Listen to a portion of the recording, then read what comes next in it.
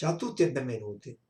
Io sono Massimiliano, un docente certificato Adobe e in questo, nostro piccolo video mostreremo Adobe Photoshop Express, ipotizzando di voler assegnare ai nostri studenti l'incarico di creare una copertina per una tesina, per una relazione.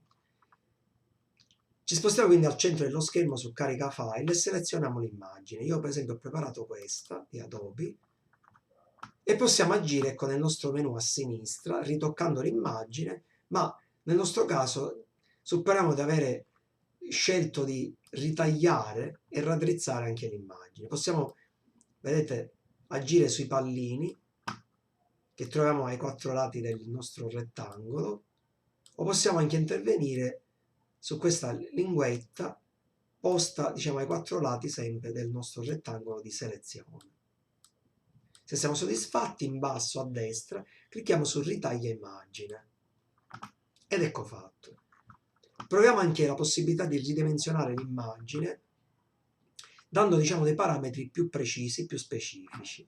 Possiamo intervenire per esempio a livello percentuale, scriviamo un 80% ed ecco l'immagine nuovamente ridimensionata. Ma possiamo anche intervenire direttamente modificando i pixel, per esempio 300, ecco, in larghezza e in altezza, l'altezza avverrà in automatico, la modifica, e scegliamo quindi, se siamo soddisfatti, ridimensione immagine in basso a destra. Potremmo anche regolare questa immagine, vedete, e scegliere per esempio attraverso diverse modalità, come la foto invecchiata per esempio,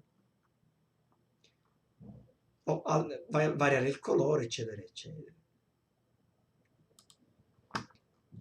Potremmo rimuovere lo sfondo, ma se siamo soddisfatti regoliamo così l'immagine e a questo punto l'ultima cosa che ci resta da fare è scaricarla.